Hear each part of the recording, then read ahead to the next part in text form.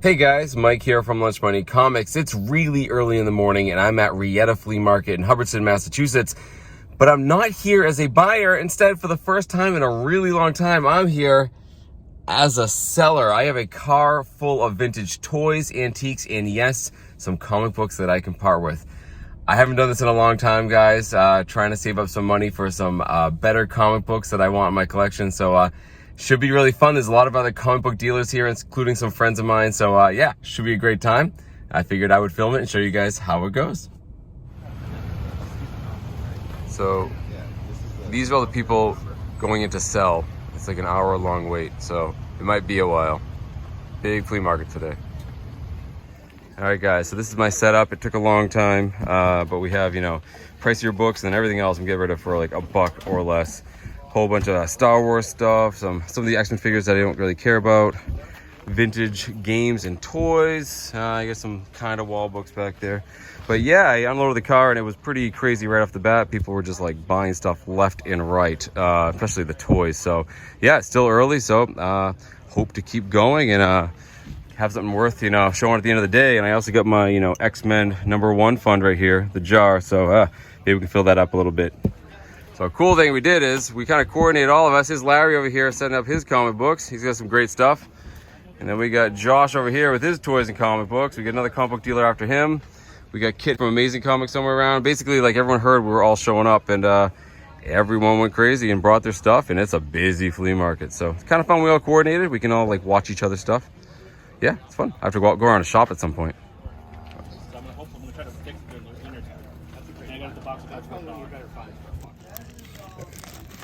That's it. Great book. Taunting me. Taunting me. So I've sold some comic books, not a ton. The best thing has been the vintage toys that I got from my cousin. Those are selling really good. I sold all my old He-Man stuff. I sold some Star Wars stuff. So I'm doing pretty good. The biggest problem I have right now is that my friends are selling comic books that I really, really want. And there's a really good chance that all the money I make, I'm just going to spend on comic books. But hey, this is why we're having fun. We're having fun. We'll see what happens. I'll end up with something good. People are into the comics, guys. That's a cool cover. So the toy sales are slowing down, but the comic sales are definitely picking up. I had a lot of people going through the $1 books. That's what everyone seems to like. And evidently there's so many comic book vendors here. By the time people make their way over here, they're out of money. So maybe it's because we're getting slim pickings because of where we are. But yeah, it's picking up. See if I can sell more comics. Girls are picking out some kid comic books for free. My daughter will be very happy. Someone's into the Archies, guys. So Larry over here was complaining that he wasn't selling any comic books, and then some guy came over and bought all of his long boxes. I think he gave him a really great deal, but yeah, he's done. He's going home. That's what can happen at these flea market, guys. You just need to find the right person. And if I find that right person, yeah, these are gone. So Sean's another dealer. He's looking for inventory to sell himself. So we're What can you sell me? we're talking about selling the rest. We'll see if we can come to a deal here. Great. So Sean here, we came to a deal for some of the better books. He's gonna do a plug for his store. Where is it, Sean? Where can people find you? 101A Antiques in Amherst, New Hampshire. I'm booth 121. I put a lot of great books in there, a lot of major keys, big books, all sorts of cool stuff in there. Check it out. Awesome, Sean. Hey man, thanks a lot, buddy. Really appreciate it. Good deal, buddy. So that's it, guys. Everyone's clearing out of here. It's really hot. I'm trying to pack up the car. I ended up doing pretty good. I mostly sold toys in the morning, but in the afternoon, definitely sold a lot of comic books. Comic books I didn't really care about. Mostly I needed the room. It was sad to see them go, but hey, you gotta keep the hobby going, right, guys? So yeah, let's go home and I'll talk a little bit more about my experience. So there you go. This is a slightly different video from what I usually do. I'm usually at flea markets buying comic books, not selling them. Although I've sold to flea markets in the past, I've never actually sold comic books. So I figured I would just do a quick video, give you guys, my initial thoughts of how the whole thing went. But I also have an unspoken rule, which is I never do a video on my channel unless I have comic books to show you guys. And right after that footage that you guys saw, I ended up making a trade with one of my friends I was set up with for a pretty awesome comic book. I can't wait to show you guys the comic book, but mostly I want to tell you what I traded for it. And I also got a couple other comic books, including one that may very well be going to one of you. So before I give you guys my thoughts and show you these comic books, if you want to support the channel, head on down, like, comment, subscribe, and follow me on Instagram under Lunch Money Comics IG. So let me give you guys my brief thoughts on what it was like to sell comics at a flea market, but also tell you why I was there in the first place. Because it wasn't actually to sell comic books, I was there to sell vintage toys. See, I did a video last fall about cleaning out my great aunt's attic, and although we did find some comic books there, the big find were tons of 60s and 70s toys still in the box. And I was trying to sell these for my cousins, and I sold a lot of the really good ones before this flea market. But for months, and we're talking that was like, 9 or 10 months ago, I've had piles of boxed toys set up around me. Not only ones from the 60s and 70s, but ones from when I was a kid, stuff from the 80s and 90s, and other toys I've found, at flea markets and yard sales in turn. And it was driving me nuts because not only is this a room I film in, it's also my office and my jam space. And after the 100th time of tripping over this stuff and cursing them, I knew I had to sell them.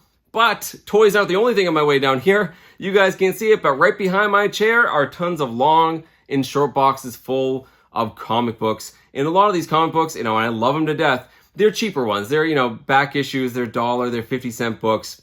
And as much as I like them, I knew I should probably move on with some of these. So I was just waiting for the right moment to sell all the stuff. I also sell antiques. I had lots of stuff I had to move on with. So I finally found a weekend that I wasn't busy, that wasn't a holiday weekend, and the weather was finally nice. It seemed like it rained half of the weekends this summer.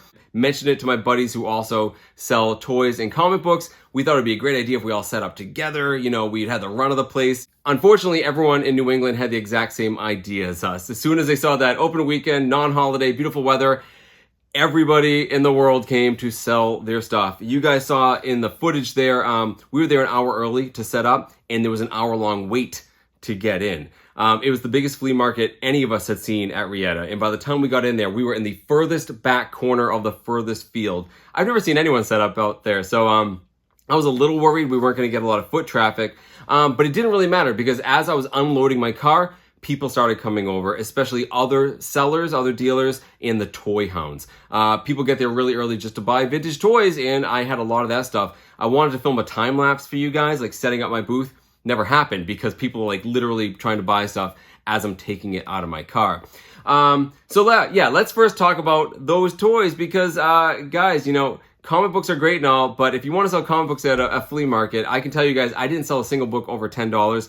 Everything I sold were cheap. $1 books, 50-cent books. That's what everyone wants at the flea markets. And that was sort of the same deal with my buddies I came with. But the toys.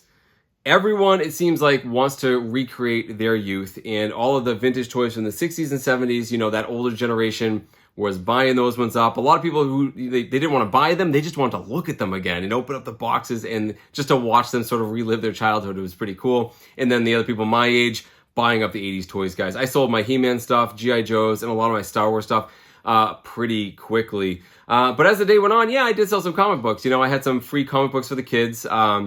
That belonged to my kids, so I was kind of giving those away. And as the day went on, we had some more people in the afternoon, especially other dealers looking for that sort of final purchase. And that's how I sold most of those comic books to that guy, Sean. I know he gave his own plug there in the footage, but I'll also put his information down below in the description if you want to check out his booth. And you'll see some of the books that I sold him there. So I didn't make a ton of money, but guys, I tell you the best part was I came home and I brought everything left down here. And I could breathe. There's plenty of room. I could walk freely back and forth. And, I still have most of the comic books that I brought. He only bought like the better $1 books. I still have tons of stuff back here. I don't feel that bad. But the best part is, I can't feel bad about selling comic books when I bring home some really good ones. And I definitely got an awesome one. So I mentioned my buddies next to me that were selling. Well, one of my friends, Josh, he had definitely some nicer books that he brought. And he has a book that I've known he's had it for a while, and I've wanted it. It's Hawkman #4, the first appearance and origin of Zatanna. I love Justice League Dark. I've been collecting a lot of the first appearances of those characters. And other than like the Golden Age appearances of characters like, the Golden Age Spectre or Dr. Fate, which I'm never going to get, I have most of them except for Swamp Thing and Zatanna. Swamp Thing, expensive book, obviously. But Zatanna was not only attainable cost-wise, I knew someone who had that book. So he had it in those boxes. So I was thinking about it anyways. But Josh also mentioned something to me.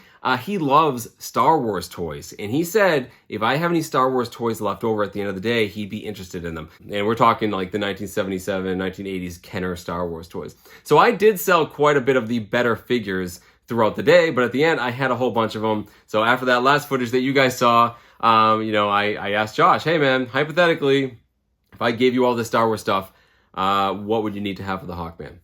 Well, he gave me a number. I took some of the cash that I had just made at the flea market, handed him a big box of Star Wars toys, and you guys guessed it, I got Hawkman number 4 from 1964. This is the first appearance and origin of the character Zatanna. You see this is a CGC graded copy of a 3.5, but it presents way better than that. It's been cleaned and pressed. There's not a single color break on it. It is a gorgeous looking comic book. Why is it a 3.5? Because it has one detached staple, but it presents fantastic. So very happy to finally get this, especially since I traded toys that I got, stuff from when I was a kid, also stuff I got at, an estate sale, and a little bit of cash from stuff I made there. So yeah, I pretty much got it for free. Now, the one thing I do want to mention about this book is I don't love slab books. I think it's okay if it's preserving the book, if it's a really expensive book, or if the thing that makes it famous, like a first appearance or something like that, the character's on the cover. That's not the case. Zatanna's nowhere to be seen. I mean, hey, it's a cool, art of Hawkman, but there's no Zatanna on here. I've wanted a raw book. That's the only reason I hadn't got this from Josh before. So I did get this book, and I have thought about, I'm still thinking about it, cracking it open, just so I could open it up and see Zatanna. I don't know. I'd love to hear your opinions. If any of you, have strong thoughts on cracking open a slab, let me know down in the comments. I'm sort of on the edge of a knife on what I'm going to do here. If it wasn't a detached staple, it would be a no-brainer. I would have probably cracked it already. But yeah, let me know, guys, what you think of this book. I think it's awesome. Super ecstatic to get this book basically for nothing. Awesome. That's not the only thing Josh gave me. He also knows I love Nightcrawler. Every time I see him, he's such a nice guy. He's so generous. He's a fan of the channel. He's a friend of the channel.